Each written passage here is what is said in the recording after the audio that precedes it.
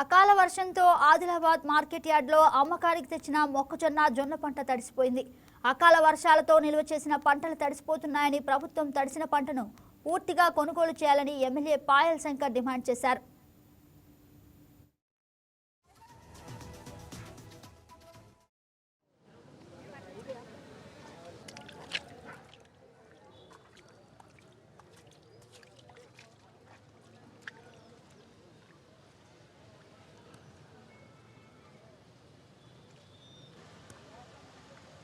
ఆరుగాలం కష్టపడి పండించినటువంటి రైతు తన పంటని మార్కెట్ యార్డుకు అమ్ముకోవడానికి తీసుకొచ్చిన తర్వాత కూడా మార్కెట్ యార్డులో నరకయాతన రైతు అనుభవిస్తే ఇది ఎవరికి చెప్పాలా ఈ బాధ అనేది రైతును చూస్తే రైతు కళ్ళల్లోకి వెళ్ళి నీళ్ళు వస్తూ ఉంది. ఈరోజు మార్కెట్లో మద్దతు ధర లేదు. ప్రభుత్వానికి కష్టాలు ఉండిండొచ్చు, కానీ ప్రభుత్వ కష్టాలు రైతుకు చెప్తే రైతు ప్రభుత్వ కష్టాలు తీర్చలేడు. ఈరోజు రైతుల కష్టాలే ప్రభుత్వం తీర్చాల. జొన్న పంట ఈ జిల్లాలో పెరిగింది, మిగతా పంటలకు ప్రత్యామ్నాయం ఏం కనిపిస్తలేదు. కాబట్టి ఈరోజు ఉన్నటువంటి పరిస్థితుల్లో రైతంతా కూడా జొన్న పంట వేసుకున్నాడు. ప్రభుత్వం కొనుగోలు కేంద్రాలు ప్రారంభించింది, కానీ మిగతా ఏర్పాట్లు చేయడంలో కొంత విఫలమైంది. గన్ని బ్యాగులు లేవని ఒకసారి, అదే గోడౌన్లు దొరుకుతలేవని మరొకసారి, ట్రాన్స్పోర్ట్ వ్యవస్థ లేదని ఇంకోసారి, ఈ రకంగా కారణాలు ఏవి చెప్పినా కూడా రైతుకు ఉన్నటువంటి ఇబ్బందులు దూరం కావు. అందుకే మార్కెట్కు రైతు తన ధాన్యాన్ని తీసుకొచ్చిన తర్వాత ఈ మార్కెట్లో జరిగేటటువంటి ప్రతి నష్టానికి ప్రభుత్వమే బాధ్యత వహించాలి. రైతు మార్కెట్కు ధాన్యాన్ని తీసుకురావడం మట్టుకే రైతు బాధ్యత వహిస్తాడు. కానీ మార్కెట్కు తీసుకొచ్చిన తర్వాత కూడా పంట కొట్టుకుపోయినా, పంట తడిసిపోయినా, మిగతా ఇబ్బందులు ఏవచ్చినా కూడా ప్రభుత్వమే దానికి బాధ్యత వహించి రైతుకు భరోసాగా ఉండాలి. అదేవిధంగా ఈ ప్రభుత్వాన్ని డిమాండ్ చేస్తూ ఉన్నారు. రైతులు ఈరోజు ఒక ఆందోళనకరమైనటువంటి పరిస్థితిలో ఉన్నారు. రైతులకు భరోసా ఇచ్చే విధంగా ప్రభుత్వం ఒక స్టేట్మెంట్ ఇవ్వాలి. మీ దగ్గర ఉన్నటువంటి ప్రతి ఒక్క జొన్న పంట ఎంతైనా ఉండని, ప్రతి గింజని మేము కొంటామని రైతులకు భరోసా ఇవ్వాలా.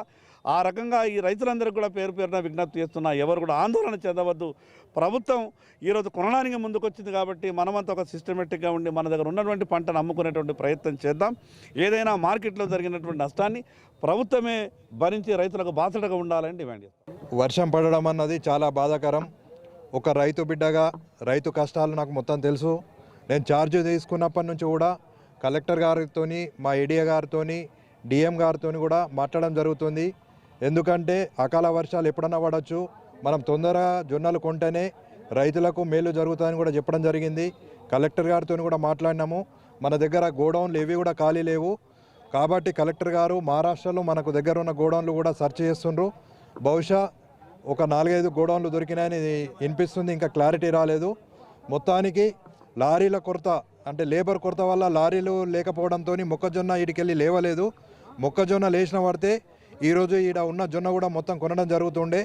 ఈ మొక్కజొన్న కాలైతే రేపటి నుంచి జొన్న కొనడం స్టార్ట్ చేస్తాం. పంట తడిసిన రైతులు కూడా ఏం బాధపడాల్సిన అవసరం లేదు.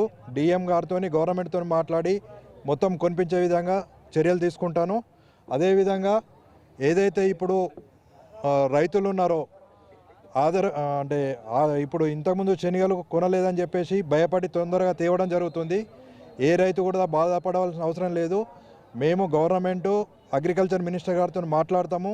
ప్రతి ఒక్క రైతుది ఎంతనైతే కోట ఉన్నదో అంత కోట, ఒక్క గింజ కూడా తప్పకుండా కొనడానికి నేను చొరవ తీసుకుంటానని కూడా చెప్పడం జరుగుతుంది.